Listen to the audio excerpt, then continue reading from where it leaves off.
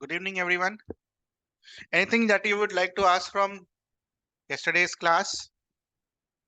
कल की क्लास से किसी को कुछ पूछना हो? Anything? सब समझ में आ रहा है? कोई दिक्कत तो नहीं हो रही किसी को? हाँ, आराम आराम से पढ़ रहे हैं, भाग भाग बिना भागे। ठीक है, कोई दिक्कत तो नहीं हो रही? सारा कंप्लीट होगा, टेंशन नहीं लेने का। चलिए, the next section, today we will try to finish this chapter. ठीक है, छोटा सा चैप्टर था, कल थोड़ा था, ये हो गया था, तो कोई बात नहीं। The next section of today's class would be with respect to resistance. Okay, resistance के बारे में थोड़ा सा और पढ़ना है हमें। कल का क्वेश्चन कर लिया आपने? कल जो क्वेश्चन दिया था वो कर लिया? होमवर्क दिया था ना कल? चलो, उसको नहीं है तो लास्ट में एक बार मुझे याद दिला देना। ठीक है, रेसिस्टेंस। नाउ आपने क्या सीखा ओम्स लॉ में? V is equals to I R, ये करना सीखा हमने। V is equals to I R, ये करना सीखा हमने। तो बेसिकली हम ये जो चीज अचीव करते हैं वो कैसे अचीव करते हैं? ये जो एक्सपेरिमेंट करते हैं उसमें क्या एक्चुअल में करते हैं? We change resistance of the circuit. हम सर्किट का रेसिस्टेंस चेंज करते हैं, वोल्टेज को कांस्टेंट रखते हैं और आई की वैल्यू को क्या करते हैं? नोट डाउन करते हैं। ठीक है, और जिस सर्किट में आप रेसिस्टेंस को चेंज कर पाते हो उस रेसिस्टेंस को हम क्या बुलाते हैं? Variable resistance. और जिससे ये वेरिएबल रेसिस्टेंस अचीव किया जाता है उसे क्या बुलाया जाता है? रियोस्टैट। तो वेरिएबल रेसिस्टेंस को हम क्या बुलाते हैं? रियोस्टैट। ये एक very important term. What is rheostat? It's a variable resistance machine. एक ऐसा मशीन होता है जिसका आप रेसिस्टेंस को क्या कर सकते हो? चेंज कर सकते हो। और changing resistance changes current, potential difference remaining same. तीनों तो नहीं बदल दोगे ना, कोई दो कोई बदलोगे। Remains same.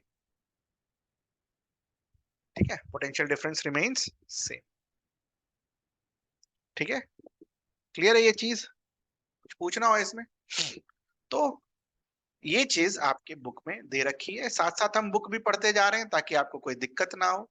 ठीक है, it is used to regulate current without changing the voltage source. और उस डिवाइस का नाम क्या होता है? रियोस्टैट। ठीक है, इस डिवाइस का नाम क्या होता है? रियोस्टैट। ठीक है, क्लियर है? नॉट गोइंग बियॉन्ड एनसीईआरटी, जो एनसीईआरटी में दे रखा है वही पढ़ रहे हैं हम। Next is this section. ये जो रेसिस्टिविटी होती है, कल हमने सीखा ना रेसिस्टिविटी क्या होती है? रेसिस्टिविटी हमने कल देखा था, जब हम रेसिस्टेंस को इस तरीके से लिखते हैं, this is known as what? Resistivity, है ना? It is the property of material. कल हमने ये देखा था, ठीक है? उसी को बस खाली एक बार दोबारा लिख रहे हैं। तो कुछ ऐसे मटेरियल होते हैं जिनकी रेसिस्टिविटी ज्यादा होती है और कुछ ऐसे मटेरियल होते हैं जिनकी रेसिस्टिविटी कम होती है। ठीक है, तो दो तरीके के मटेरियल, हाई रेसिस्टिविटी और लो रेसिस्टिविटी। इन दोनों मटेरियल का हमारे पास एग्जाम्पल दे रखा है। तो मेटल्स एंड अलॉयज, ये जो मेटल्स और अलॉयज होते हैं, मेटल्स एंड अलॉयज होते हैं, इनकी रेसिस्टिविटी कम होती है। ठीक है, इनकी रेसिस्टिविटी कम होती है। रेसिस्टिविटी का यूनिट क्या है? ओम मीटर। ओके, और जो आपके इंसुलेटर्स होते हैं उनकी रेसिस्टिविटी हाई होती है, 10 रेज़ टू पावर 12 से लेकर 10 रेज़ टू पावर 17 तक। दोनों ही चीज आपके बुक में दे रखा है। इंसुलेटर्स लाइक रबर, जिसकी रेसिस्टिविटी है 10 की पावर 12 से 10 की 17, और मेटल्स और अलॉयज की रेसिस्टिविटी कितनी है 10 की पावर माइनस 8 टू 10 की पावर माइनस 6। ओके, क्लियर है? कुछ भी एनसीईआरटी के बाहर हम नहीं जा रहे। कोई डाउट हो तो मेरे से पूछ लेना। Next thing, next important question is कि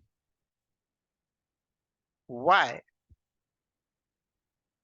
alloys are used in making heating device। कोई भी डिवाइस ऐसा हो जैसे आयरन है, टोस्टर है, ठीक है, उसमें हम अलॉयज को क्यों यूज करते हैं? What is the reason behind it? बता सकते हो आप लोग? आप लोगों ने तैयारी करी है, बता सकते हैं आप लोग इसका answer? Why alloys are used in making heating device? एक लाइन में इसका आंसर दे रखा है एनसीईआरटी में, because they do not burn easily. और बर्निंग प्रोसेस हमने ऑलरेडी सीखा है क्या होता है, ये ऑक्सीडेशन का प्रोसेस होता है, तो they do not oxidise easily, hence we use it in making heating device। Okay, therefore we use it in making heating device। तो alloys do not oxidize readily at high temperatures, for this reason they are commonly used in electric heating device। very important, ठीक है? Tungsten को हम कहाँ use करते हैं? Where do we use tungsten? Electric bulb देखा है फिलामेंट वाला? हाँ, have you seen that electric bulb filament वाला? वहां पर हम टंगस्टन को यूज करते हैं, ठीक है, वहां पर हम टंगस्टन को यूज करते हैं, ठीक है। Next question is which of the following material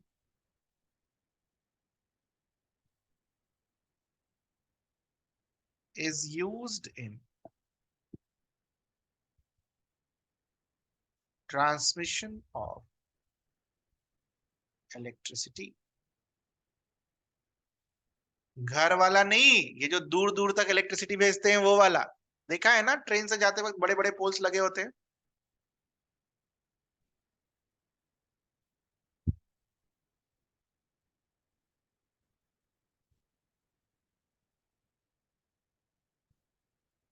ठीक है,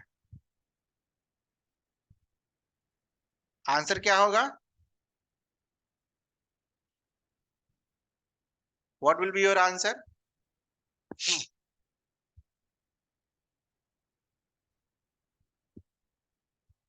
हाँ, आपने सही आंसर दिया है, बोथ। वेरी गुड,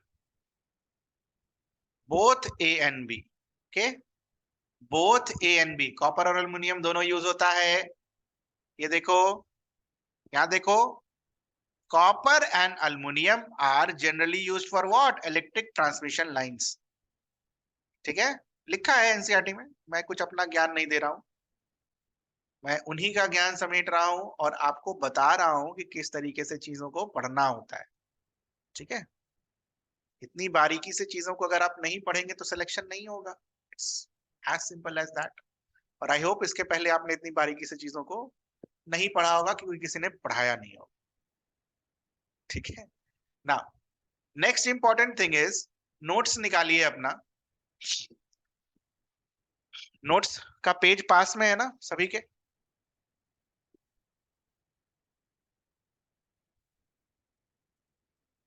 नोट्स का पेज सभी के पास में है, लिखिए उस नोट्स में बेस्ट कंडक्टर। बेस्ट कंडक्टर क्या दे रखा है बेटा हमारे इसमें? सबसे ऊपर पर कौन है? सिल्वर। सबसे ऊपर पर कौन है? सिल्वर। सिल्वर लिखो, बेस्ट कंडक्टर में silver. Which among the following are best conductor of electricity? दे देगा सिल्वर, कॉपर, अल्युमिनियम, आयरन। क्या आंसर होगा बेटा? हाँ,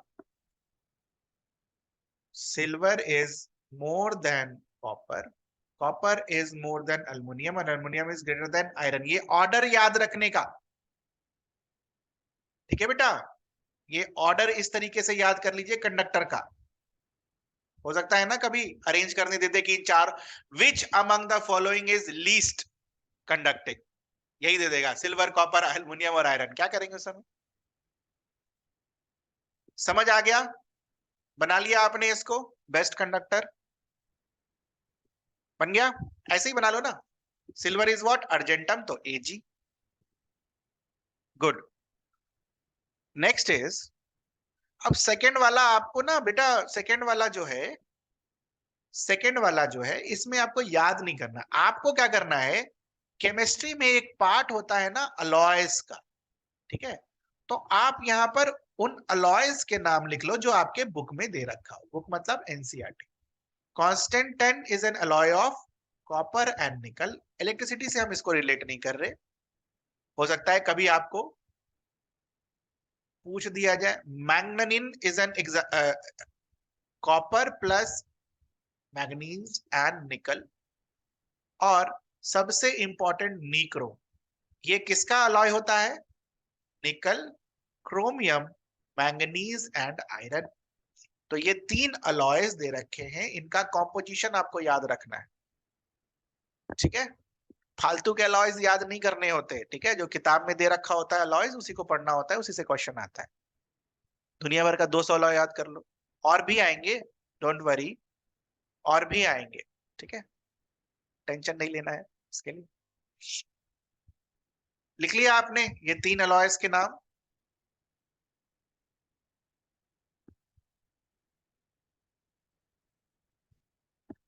now, strongest insulator, which among the following is strongest insulator, उसमें मार्क कीजिए इबोनाइट। इबोनाइट की रेसिस्टिविटी की वैल्यू बहुत ज्यादा होती है, इसलिए स्ट्रॉन्गेस्ट इंसुलेटर होता है, ठीक है, इबोनाइट।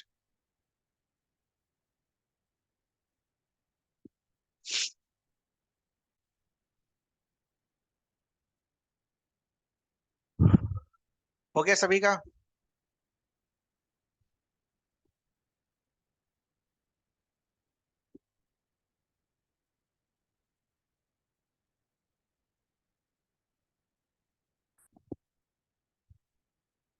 डन।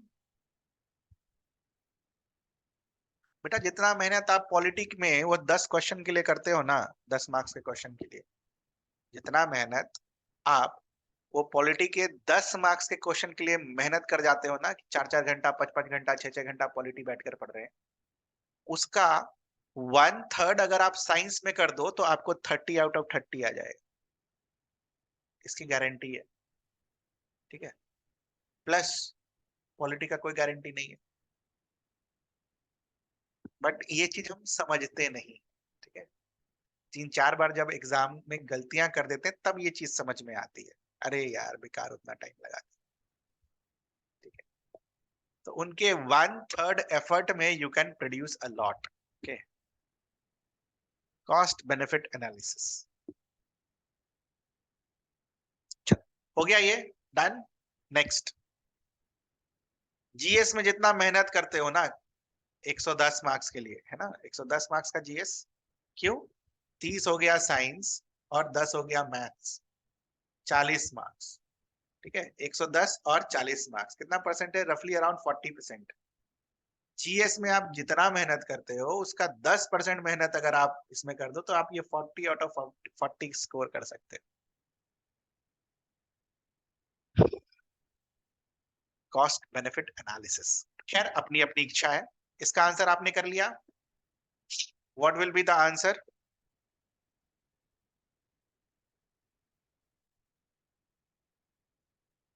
ये होमवर्क दिया था ना, नहीं करा आपने,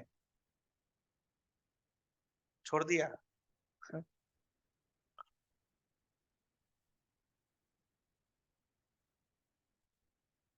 ये सोचकर अगर आप छोड़ देंगे कि अभी बहुत टाइम है, तो फिर तो हो गया इतना पहले पढ़ने का क्या रीजन?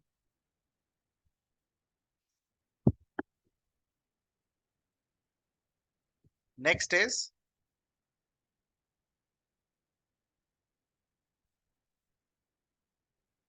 Parallel and series.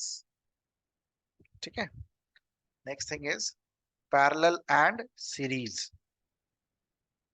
ठीक है, what is the meaning of series? देखो ध्यान से, मान लो 3 रेसिस्टेंस है। ठीक है, 3 रेसिस्टेंस है, या 2 ही रखो पहले शुरू में, 3 हटाओ, 2 रेसिस्टेंस है। ठीक है,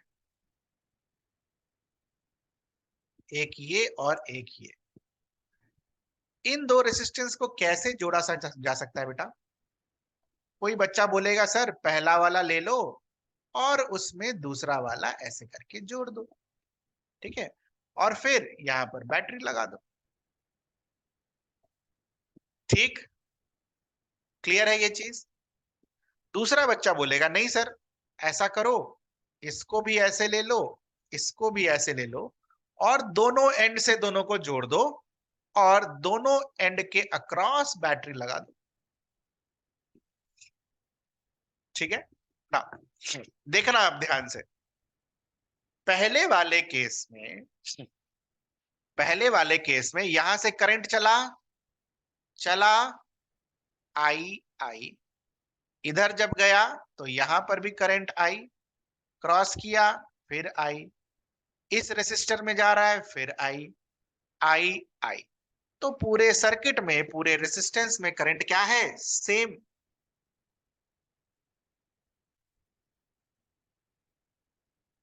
ठीक है, पूरे सर्किट में करंट क्या है? सेम। यहां देखना जरा वापस से, बैटरी से चला आई, फिर से आई, बट इस पॉइंट पर आई के पास कितने रास्ते?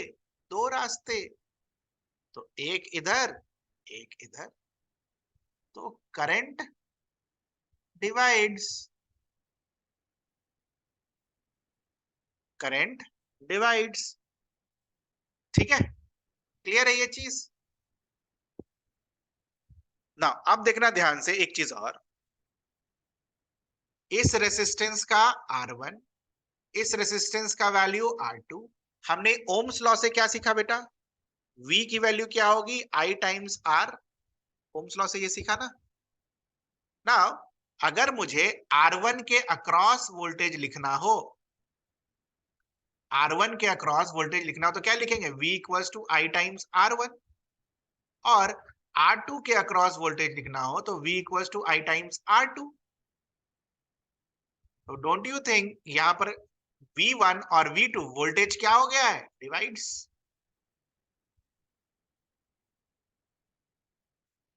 Voltage divides. और जब दूसरे को देखोगे, दूसरा वाला सर्किट, ठीक है, दोनों ही रेसिस्टेंस के अक्रॉस सेम वोल्टेज है, तो सेम वोल्टेज। पहले वाले सर्किट को सीरीज बुलाया जाता है, दूसरे वाले सर्किट को पैरेलल बुलाया जाता है। ठीक है, पहले वाले सर्किट को सीरीज बुलाया जाता है, दूसरे वाले सर्किट को पैरेलल बुलाया जाता है। यहां तक किसी को कुछ पूछना हो, anything you would like to ask? इस पर क्वेश्चन पूछा है बीपीएससी ने। ठीक है, सीरीज और पैरेलल पर बीपीएससी ने क्वेश्चन पूछा है, न्यूमेरिकल पूछा है। सीरीज और पैरेलल क्लियर है सभी को? नाउ न्यूमेरिकल क्या था वो देख लो। अगर 2 रेसिस्टेंस, ठीक है, या फिर 3 रेसिस्टेंस सीरीज में जुड़े हुए हो और तीनों रेसिस्टेंस को एक, तीनों रेसिस्टेंस की जगह मुझे कोई एक रेसिस्टेंस लगाना है आर, तो इस आर को हम क्या बुलाते हैं? Equivalent resistance. आर को क्या बुलाते हैं? Equivalent resistance. और इस आर की वैल्यू क्या होगी फिर? R1 plus R2 plus R3। ठीक है, when it is done for parallel, ठीक है, when it is done for parallel, तो say for example this is R1, this is R2 और this is R3, इनको रिप्लेस करके मुझे इक्विवेलेंट सर्किट बनाना है। कैसे बनाएंगे हम? 1/R is equals to 1/R1 plus 1/R2 plus 1/R। ठीक है, तो इसमें जो है रेसिस्टेंस घटा देते हैं जब पैरेलल होता है तो, और जब सीरीज होता है तो रेसिस्टेंस क्या हो जाएगा? इक्विवेलेंट रेसिस्टेंस बढ़ जाएगा। दिख रहा है ना? अगर ये 2 है, ये 3 है और ये 4 है तो इक्विवेलेंट रेसिस्टेंस क्या होगा? 4 3 7 2 9। ठीक है, और अगर ये 3 है, ये 3 है, ये 3 है तो इक्विवेलेंट रेसिस्टेंस क्या आएगा? 1। तो 3 को आपने 1 से रिप्लेस कर दिया, तो रेसिस्टेंस घटाने के लिए हम कौन सा सर्किट यूज करते हैं? पैरेलल। रेजिस्टेंस बढ़ाने के लिए हम कौन सा सर्किट यूज करते हैं? सीरीज। ठीक है, क्लियर है ये चीज? Is this thing clear to you सभी को?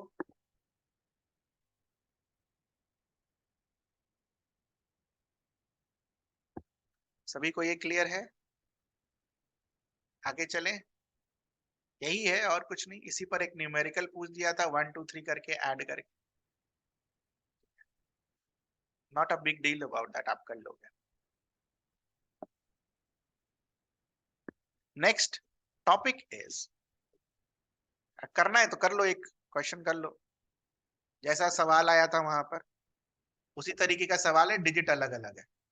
ठीक है, दिस वाज,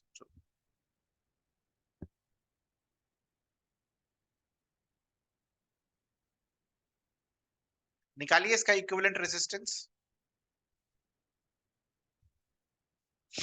ऐसा ही कुछ सवाल आया था, ठीक है, डिजिट अलग अलग था। Find out the equivalent resistance of this.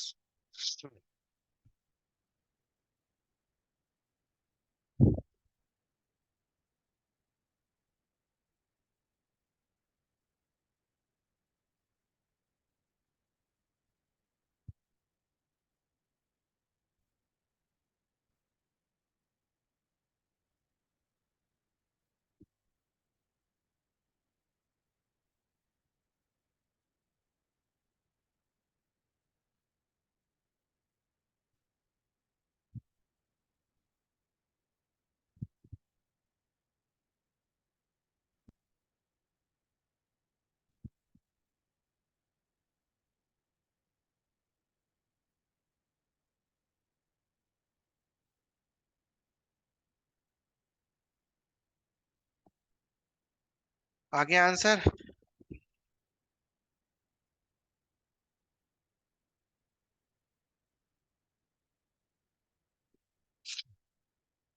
ये तो ऐसा क्वेश्चन तो पूछा हुआ है। तो सबसे पहले देखो, इन दोनों को देखो, क्या चीज में जुड़े हुए हैं ये? सीरीज में जुड़े हुए हैं ना? हाँ या ना? सबसे पहले उनको सॉल्व कर लेते हैं। दोनों को रिप्लेस करके क्या हम यहाँ 4 लिख सकते हैं क्या?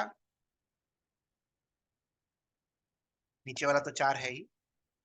नाउ ये 4 और ये 4, ये आपस में क्या चीज में जुड़ा है? पैरेलल। तो क्या लिखेंगे? 1/R is equal to 1/4 plus 1/4। तो दिस इंप्लाइज 1/R की वैल्यू क्या होगी? 1/2। 2/4 2 से कट जाएगा तो R की वैल्यू विल बी 2। तो नेट क्या आएगा? 2 ओम। ठीक है, 2 होगा आंसर, हाफ नहीं होगा।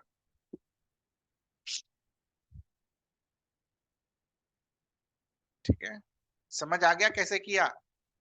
पहला दोनों सीरीज में जुड़ा हुआ था, सीरीज में कर दिया, 2 + 2 4।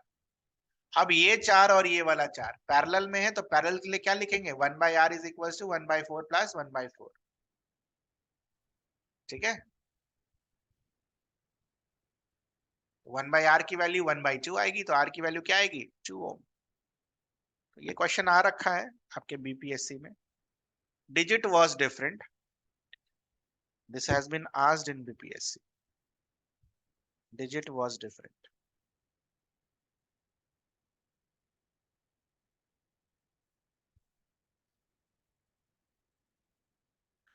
नेक्स्ट हेडलाइन लिखिए, heating effects of electric current. Heating effect of electric current.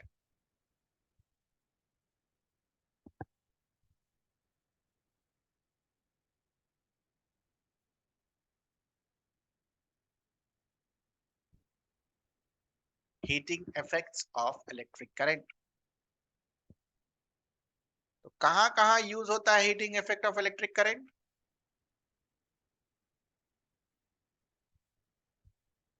कहां कहां यूज होता है heating effect of electric current?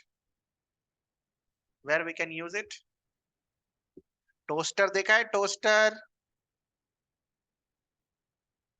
Toaster ले लो। आयरन में यूज होता है, ओवन में यूज होता है, ठीक है।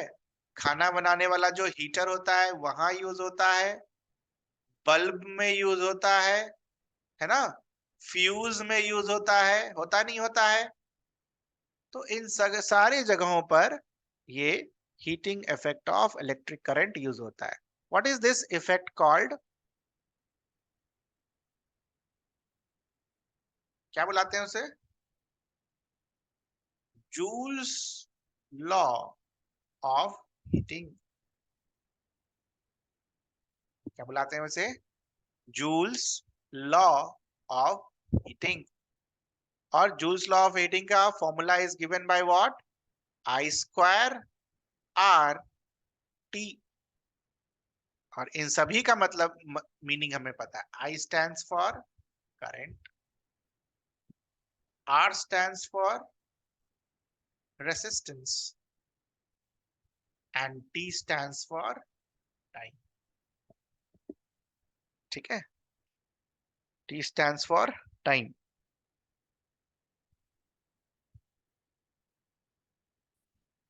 ठीक है,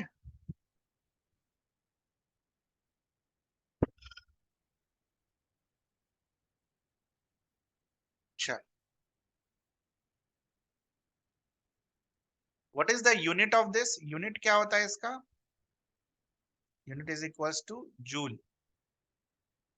यूनिट जो होता है उसे हम क्या बुलाते हैं? Joule.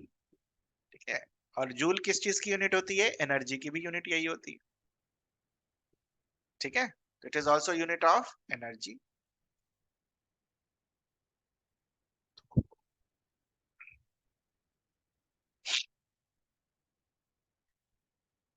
Next is very important question.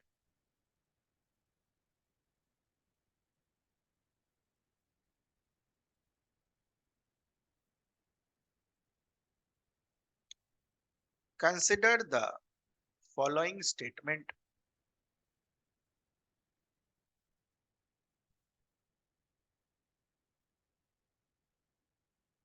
In an electric bulb, consider the following statement with respect to electric bulb. वही फिलामेंट वाला।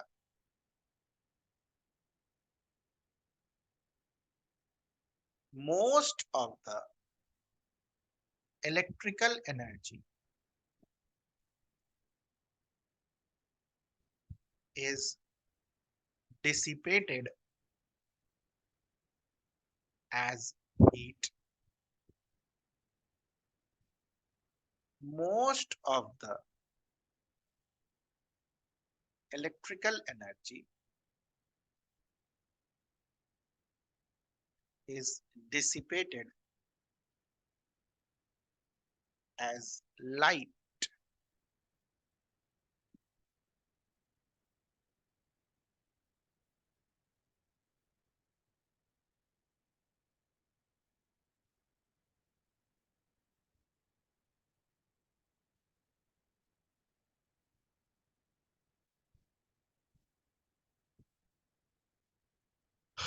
आंसर कीजिए।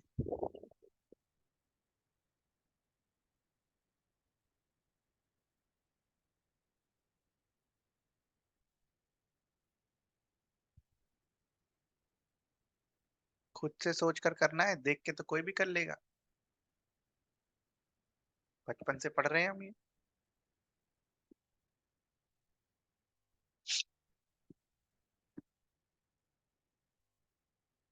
बचपन से बल्ब जलता हुआ नजर आ रहा है हमें।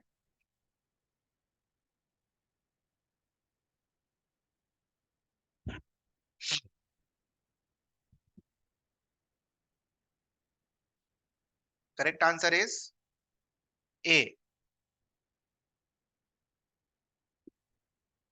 बिकॉज मुश्किल जगह यहाँ क्या होना चाहिए, सब।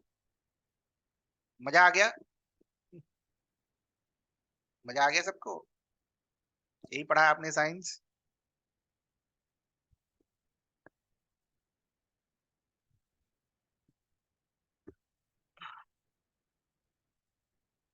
ध्यान से सुनना मेरी पूरी बात,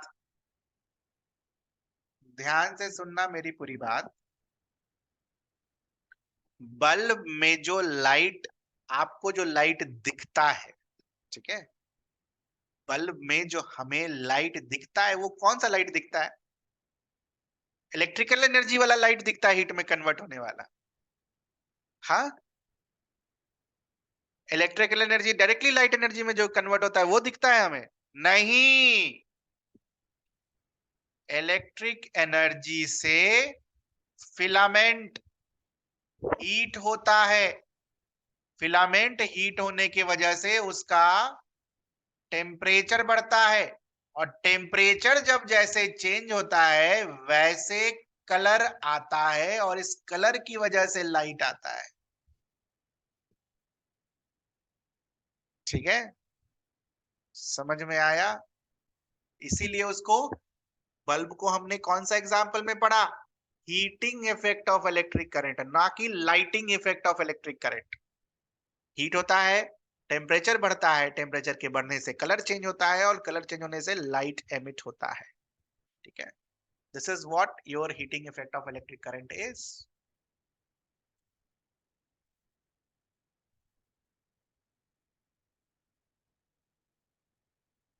अरे फील्ड गैस की वजह से नहीं है। ठीक है, तो उस बल्ब में और क्या इंग्रेडिएंट्स होते हैं जो बल्ब को क्लोज करते हो? अंदर में कौन सा गैस होता है? Nitrogen and argon gas. Nitrogen and argon gas. ठीक है, लाइट दो ही प्रकार से दिख सकती है, या तो फोटोन रिलीज हो जाए या तो टेम्परेचर बढ़ जाए। यहाँ पर क्या बढ़ रहा है? टेम्परेचर, ना कि फोटोन। फोटोन भी रिलीज होता है बट लेस अमाउंट में। ठीक है, समझ आया ये चीज? Please mark this. Most of the power consumed by the filament appears as heat. Small part मतलब some part of it is in the form of what? Light. Most क्या है? Heat. Small part क्या है? Light. याद रहेगा सबको?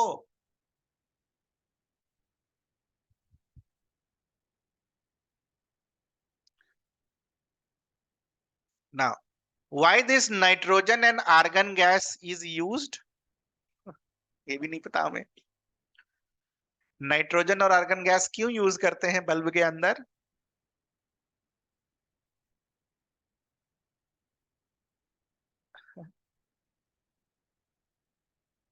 Why do we use it? Which नहीं पूछा मैंने, why? To increase the life of filament. Filament ज्यादा दिन तक चले उसके लिए ये यूज करते हैं। ठीक है? और ये भी एनसीईआरटी में दे रखा है। Nitrogen and argon gases are used to prolong the life of filament. Nitrogen and argon gases are used to prolong the life of the filament.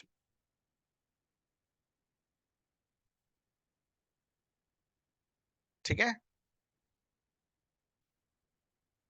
Next application of the joules heating is fuse. अगला जो application है joule heating का वो क्या है? Fuse. Fuse को आप appliance के साथ जो भी अप्लायंस आप यूज कर रहे हो, फ्यूज को आप अप्लायंस के साथ सीरीज में लगाते हो, ठीक है। फ्यूज को आप अप्लायंस के साथ सीरीज में लगाते हो, ठीक है, ताकि अप्लायंस में कुछ गड़बड़ी हुई तो फ्यूज उड़ जाए और बाकी सारा अप्लायंस हमारा क्या हो, बच जाए, ठीक है। फ्यूज,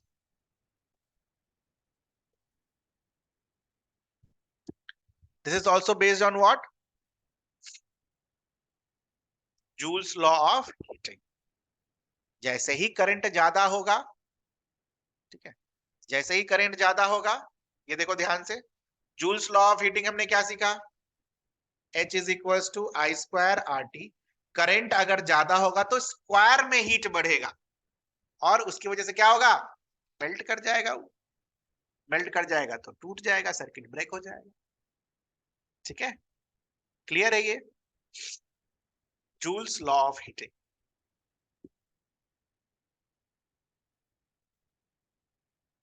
चले आगे, जो अगला सेक्शन है उस पे भी न्यूमेरिकल आया है बीपीएससी में, ठीक है। तो अगला section is power. What is power, power क्या होता है इलेक्ट्रिकल एनर्जी में, power is defined by voltage into current. Electricity में पावर को कैसे डिफाइन करते हैं, वोल्टेज इनटू करंट। और इन जनरल पावर को कैसे डिफाइन करते हैं, वर्क डन अपॉन टाइम या फिर एनर्जी अपॉन टाइम। जो लिखना है लिख लो, all are equivalent. V into I कर लो इलेक्ट्रिसिटी में, एनर्जी वर्क एनर्जी पावर में एनर्जी अपॉन टाइम कर लो या वर्क डन अपॉन टाइम कर लो, सब क्या बताएगा आपको, पावर, ठीक है। तो पावर का अगर आप यूनिट लिखना चाहें, क्या लिख सकते हैं, देखो तो यहां पर एनर्जी का यूनिट क्या होता है, जूल,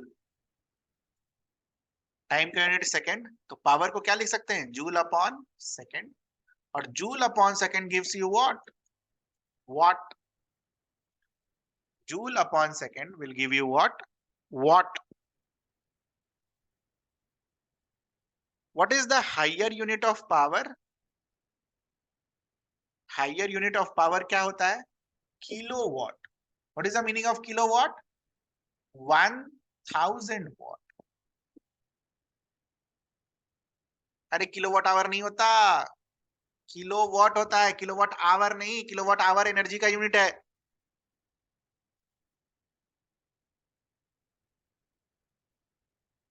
एक और हायर यूनिट है हॉर्स पावर। तो 1 horsepower is how much, 746 watt. Horsepower को हम कहा लिखते हैं, इतने एचपी का मोटर है, समरसिबल पंप में लगाते हैं ना, 2 एचपी का, 1.5 एचपी का, 1 एचपी का, horse power 746 watt,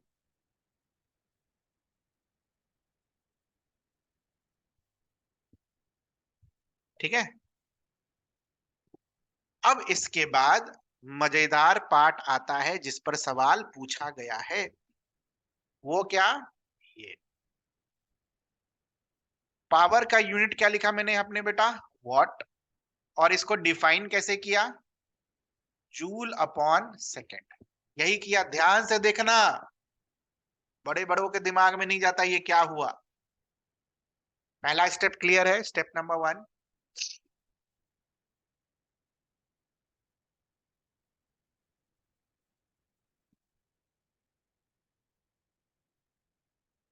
what into second will give you what, joule. What into second will give you what, joule. Cross multiply किया है, दिख रहा है, दिख रहा है। अब ध्यान से सुनना, अब बौखलाहट होगी, ठीक है, दिमाग हम नहीं चलता इसके बाद। This is what, unit of power into, this is what, unit of time. Unit of power को यूनिट ऑफ टाइम से मल्टीप्लाई करोगे तो किसका यूनिट मिलेगा,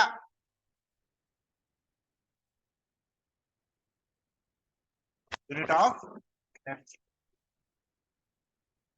यूनिट ऑफ एनर्जी। तो इफ आई से यू किलोवाट इनटू आवर, ये क्या चीज का यूनिट है? पावर का यूनिट है? क्या चीज का यूनिट है? It is a unit of energy.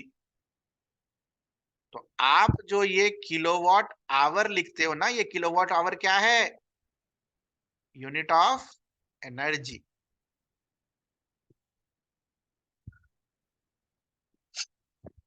It is unit of energy, power का यूनिट नहीं है। इसके बाद भी आप लोग गलती करके आएंगे एग्जाम में, गारंटी है, मैं लिख के दे सकता हूं।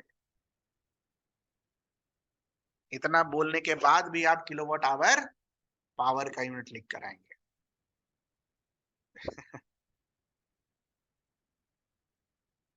फिर बोलेंगे कि सर सिली मिस्टेक हो गया। करते हैं बच्चे, 99% बच्चे गलती करते हैं। Kilowatt hour is the unit of energy. This has been asked in BPSC PT, पूछ रखा है। और इस पर न्यूमेरिकल भी पूछ रखा है। कैसे? देखो ध्यान से, अपने घर में जो बिजली जो आप यूज करते हो, बिजली यूज किया है आपने घर पर? बिजली बिल देखा है क्या? व्हाट इज बिजली बिल? बिजली बिल देखा है? बिजली बिल क्या चीज में आता है? बिजली बिल क्या चीज में आता है, क्या बोलते हो? 100 यूनिट उठा, 200 यूनिट उठा, 400 यूनिट उठा। What is this unit? What is this unit? 100 unit, 200 unit, 400 unit, क्या है ये 100, 200, 400? This means 100 kilowatt hour. उसी तरह 200 यूनिट का मतलब क्या? 200 किलोवाट आवर। 400 यूनिट का मतलब क्या? 400 किलोवाट आवर। समझ में आ रहा है ये चीज?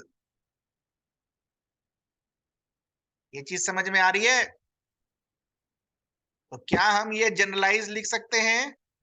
ये घर में जो, ये घर के बारे में बात हो रहा है, electricity in household, meter वाला। 1 यूनिट का मतलब क्या है? 1 किलोवाट आवर। और ये जो यूनिट है, ये बेसिकली हम क्या खा रहे हैं? पावर खा रहे हैं। क्या कंज्यूम कर रहे हैं? Do we consume power? What we are consuming? We are consuming energy. Very good. Power नहीं कंज्यूम कर रहे हम। हमारा बिजली बिल क्या चीज पर आ रहा है? एनर्जी पर। तो पावर बिल नहीं होना चाहिए, दैट इज रॉन्ग, वो मिसनोमर है। बोलते हैं ना पावर सब्सिडी या पावर बिल, वो पावर बिल नहीं होना चाहिए। क्या होना चाहिए? एनर्जी बिल होना चाहिए। गलती से बोलते हैं पावर बिल, और उसी गलती का फायदा उठाता है ये एग्जामिनर सब। ठीक है? तो यू पे for energy, not for power. याद रहेगा ये चीज?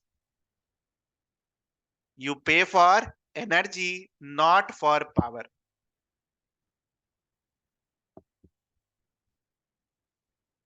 ठीक है? उसी तरह सही बोला, वी पे फॉर,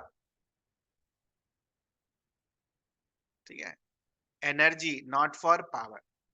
अब एक और मजेदार बात क्या है, 1 किलोवाट। ध्यान से देखो, 1 किलोवाट क्या होगा? ये 1000 वाट होगा या नहीं होगा, ये बताओ? 1 किलोवाट आवर, एक आवर में क्या हम 3600 सेकंड लिख सकते हैं? लिख सकते नहीं लिख सकते? लिख सकते हैं ना। 1 किलोवाट को 100 वाट, 1000 वाट लिख दिया, और आवर को 3600 सेकंड लिख दिया। अब ये वॉट को आपने अभी जस्ट सिखाया मुझे कि सर वॉट तो जूल अपॉन सेकेंड होता है, वॉट तो जूल अपॉन सेकेंड होता है, तो क्या हम वॉट को जूल अपॉन सेकेंड लिख दें इनटू 3600 सेकेंड? ये सेकेंड कट जाएगा, वैल्यू क्या आएगा 3.6 into 10 rest power 3.6 into 10 rest power 6 joule. तो 1 यूनिट बोल दो, 1 किलोवाट आवर बोल दो, या फिर 3.6 इंटू 10 रेस्ट पावर 6 जूल बोल दो, सब क्या है आपस में इक्वल। और तीनों ही किस चीज का यूनिट है? एनर्जी।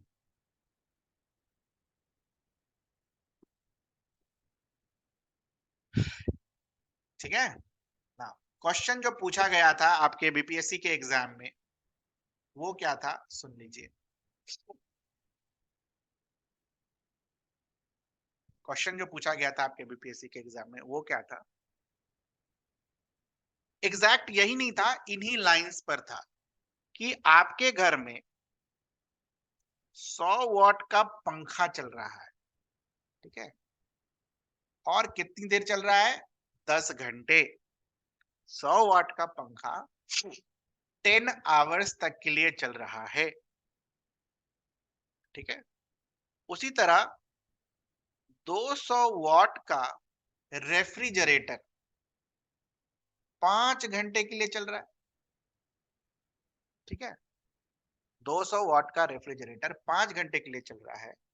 अगर सरकार आपसे 1 यूनिट का 6 रुपया पैसा ले रही है, 1 यूनिट का दाम कितना ले रही है 6 रुपया पर यूनिट ले रही है मान लीजिए आपसे सरकार, तो ये एक दिन का बिल लिखा है मैंने बेटा, दिस इज इन 1 डे।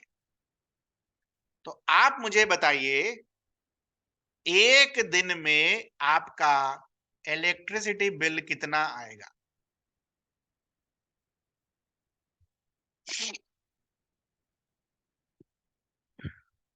एक दिन में आपका इलेक्ट्रिसिटी बिल कितना आएगा?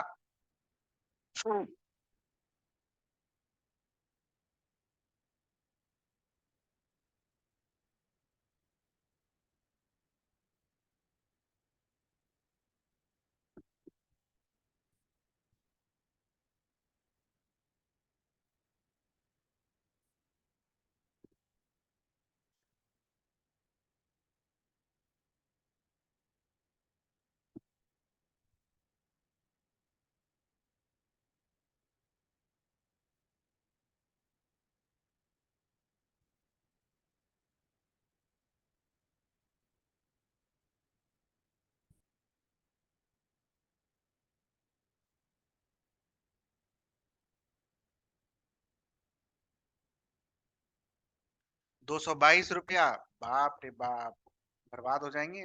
पंखा चलाते हैं 100 वाट का घर पर 24 घंटा? हाँ, चलता है ना पंखा घर पर, 2 पंखा। आप बोल रहे हो 2 पंखा का एक दिन में 222 रुपया बिल आएगा, बाप रे बाप, तबाही मचा दी आपने।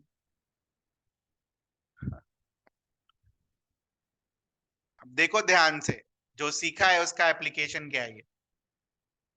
1 यूनिट, 1 यूनिट का मतलब क्या बोला बेटा इन्होंने, 1 किलोवाट आवर का दाम कितना है ₹6। यहां तक चीज क्लियर है? 1 यूनिट बोल दो, 1 किलोवाट आवर बोल दो, बात इज सेम, इसमें कोई दिक्कत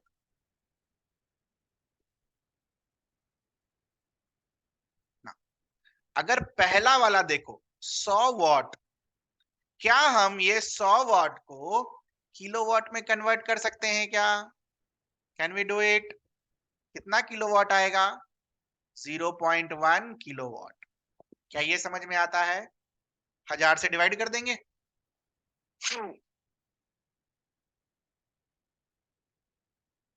1000 से डिवाइड कर देंगे। उसी तरह क्या ये 200 वॉट की जगह हम ये लिख सकते हैं 0.2 किलोवाट? हमें किलोवाट मिल गया, नंबर ऑफ आवर्स पता है, तो क्या पहले वाले के लिए हम किलोवाट आवर लिख सकते हैं क्या? किलोवाट आवर क्या होगा, तीनों का मल्टीप्लिकेशन, तो 0.1 into 10 will give you what? 1 kilowatt hour. Similarly, second के लिए आपको क्या मिलेगा? 0.2 into 5 which is equals to 1 kilowatt hour. Total kilowatt hour कितने हैं बेटा? 2 किलोवाट आवर. और 2 किलोवाट आवर को क्या हम 2 यूनिट लिख सकते हैं? 1 यूनिट का 6 रुपया, तो 2 यूनिट का कितना? एक दिन का 20 रुपया. ऐसा ही कुछ क्वेश्चन आया था आपके एग्जाम, एकदम सिमिलर सा क्वेश्चन था आपके बीपीएससी के एग्जाम्स में, तो ये भी पूछा जा चुका है. ठीक है, ये भी पूछा जा सकता है.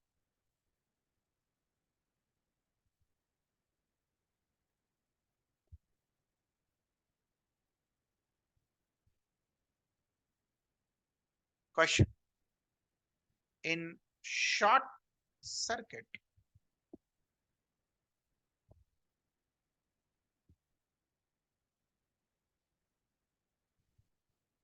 voltage increases abruptly.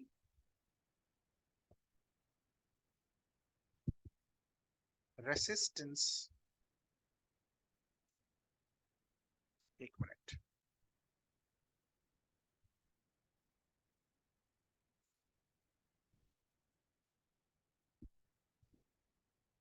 current increases abruptly, voltage decreases abruptly. abruptly मतलब अचानक से. current decreases abruptly. आंसर दीजिए जल्दी से. what happens in short circuit? Short circuit का क्या मतलब है?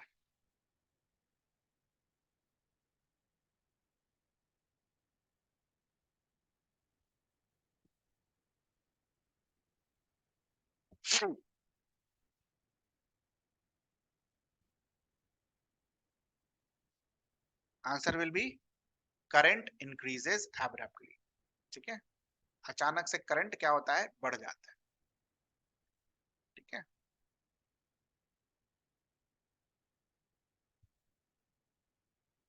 Question, consider the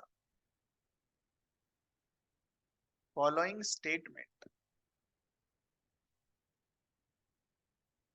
regarding earthing. सुना है ना ये सब टर्म? सुना है या नहीं सुना? अर्थिंग सुना है ना? शॉर्ट सर्किट सुना है? बस बस क्वेश्चन के थ्रू पढ़ रहे हैं, और क्या. Consider the following statement regarding earthing. For earthing,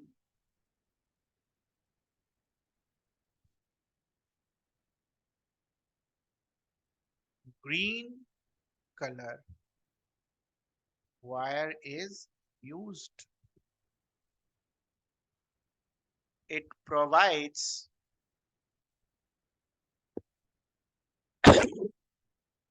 high resistance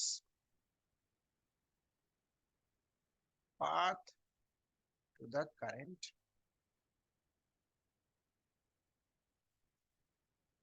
It protects us from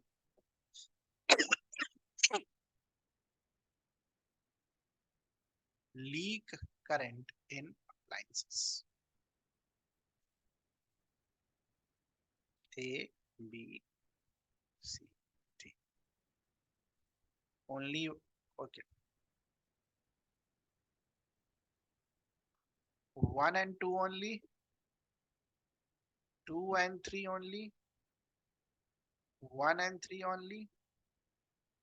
1, 2 and 3. बताइए.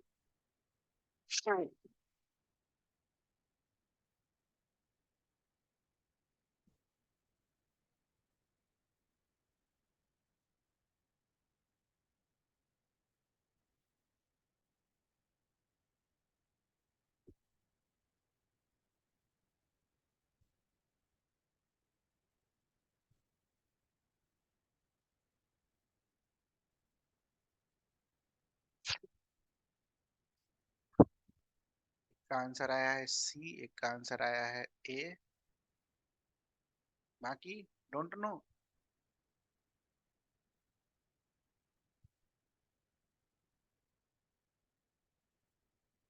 For earthing green colour wire is used, बिल्कुल सही है, ठीक है। बाकी लाइव वायर के लिए, जिसको हम पॉजिटिव बोलते हैं, उसके लिए कौन सा कलर होता है? रेड। लाइव वायर के लिए कौन सा कलर होता है? रेड। ओके। दूसरा जो वायर होता है उसके हम क्या बुलाते हैं बेटा? दूसरा जो वायर होता है उसे बुलाते क्या है? नेगेटिव नहीं बुलाते, क्या बुलाते हैं? न्यूट्रल। न्यूट्रल के लिए वायर क्या होता है? Colour coding black. अर्थिंग के लिए क्या होता है? Colour green. Okay, it's correct statement, पहला वाला तो सही हो गया, ठीक है, first statement is correct. Second, it provides high resistance path to the current. एक बात बताओ, अगर एब्रप्टली करंट इंक्रीज हो जाएगा तो लो रेजिस्टेंस पाथ होना चाहिए ना, करंट आसानी से जाना चाहिए, तो आसानी से करंट कहां फ्लो करेगा? लो रेजिस्टेंस पाथ पर। तो ये high word is wrong. It provides low resistance path to the current, तो सेकंड स्टेटमेंट अपना गलत हो जाएगा। It protect us from leak current in the appliances, ये तो सही है, तो आंसर क्या होगा?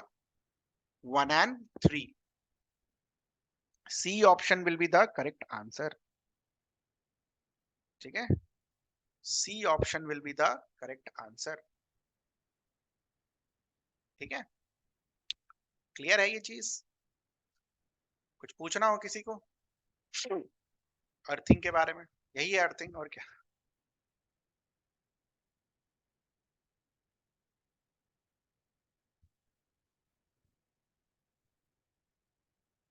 कुछ पूछना हो अर्थिंग के बारे में? रेनबोज, बोलिए रेनबो के बारे में क्या पूछना है, बताइए।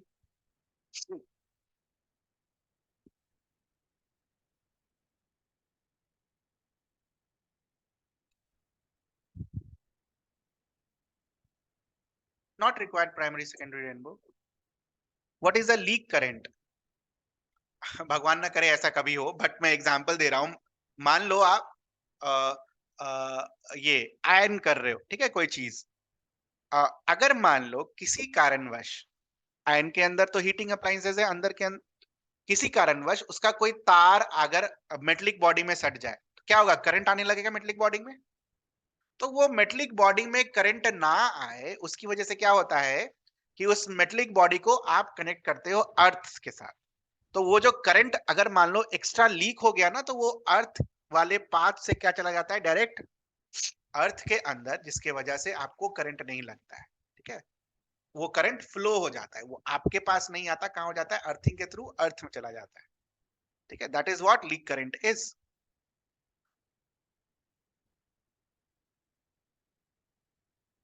ठीक है।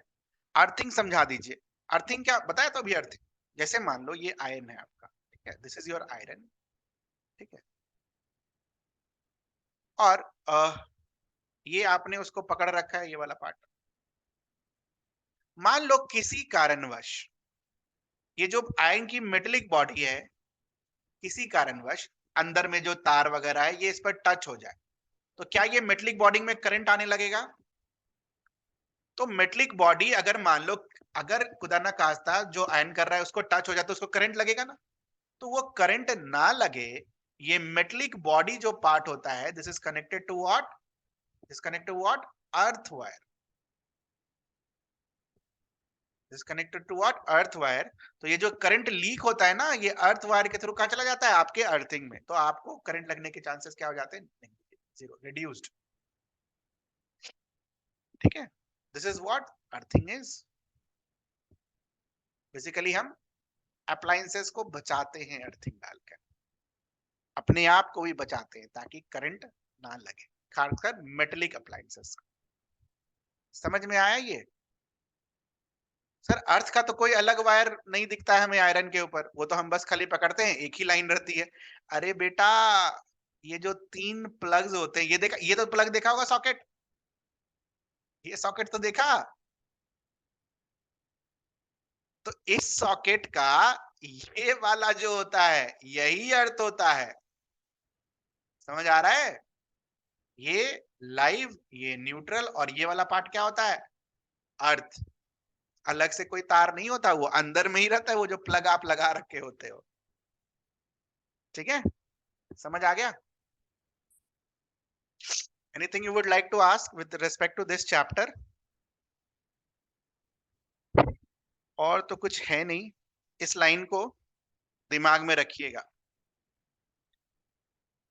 We pay the electricity board or electric company to provide energy to move electrons. Electrons are not consumed in electric circuit. Electric circuit में हम इलेक्ट्रॉन खाते नहीं है, इलेक्ट्रॉन को मूव कराते हैं. It's a very important statement.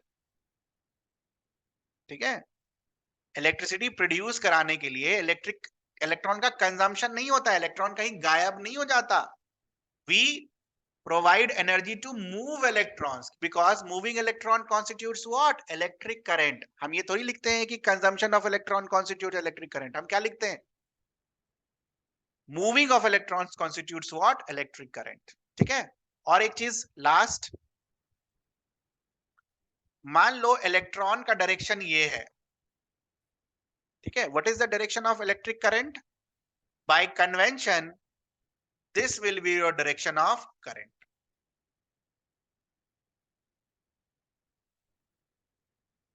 ठीक है, this is what? Direction of electron. Electron अगर इस डायरेक्शन में ब्लो कर रहा है तो इलेक्ट्रिक करंट उसके अपोजिट में होगा. ठीक है, अपोजिट, ध्यान रहेगा ये चीज. वी पे फॉर एनर्जी, और उस एनर्जी का काम क्या होता है? For moving the electron, not for consuming the electron, not for consuming electron. ठीक है, ध्यान रखिएगा ये सब लाइन का, यही सब लाइन है जो आपको दिमाग खराब करेगी एग्जामिनेशन हॉल में. अब नहीं होना चाहिए. So with this, your electricity chapter is also over, and tomorrow we will be doing January current affairs on YouTube 2 PM. कल हम जनवरी का करंट अफेयर्स करेंगे YouTube पर 2 बजे से, तो प्लीज आ जाइएगा, लिंक आपको शेयर कर दिया जाएगा. ठीक है, जनवरी करंट. नेक्स्ट वीक में आपकी मैथ्स की क्लास होगी और वर्ल्ड ज्योग्राफी की क्लास होगी. वर्ल्ड ज्योग्राफी में हम मैप पॉइंटिंग से शुरू करने वाले हैं, तो प्लीज अपने साथ एटलस लेकर बैठिएगा, वरना मत बैठिएगा. As simple as that. अपने साथ कोई भी आप एटलस लेकर बैठिए. ब्लैक स्वॉन स्कूल एटलस हो सकता है, या फिर आप ऑक्सफोर्ड का एटलस लेकर बैठ सकते हैं, लेकिन अपने साथ एटलस लेकर बैठिएगा, वरना मत बैठिएगा. ठीक है,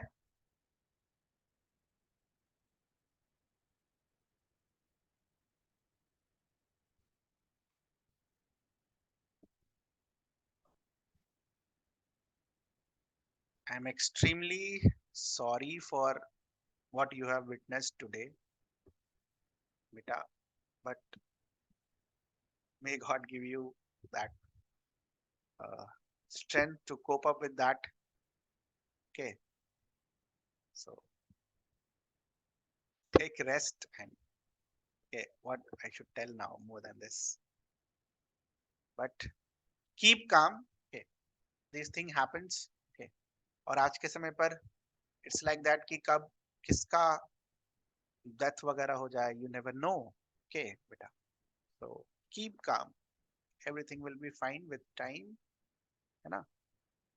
My condolences for your aunt.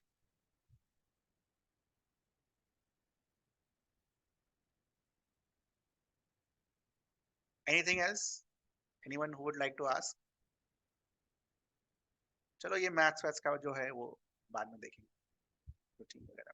Atlas लेकर बैठिएगा अगली वीक में. ठीक है, अगली वीक में आपके मैथ्स और वर्ल्ड ज्योग्राफी के क्लास होगा, तो प्लीज एटलस लेकर बैठिएगा.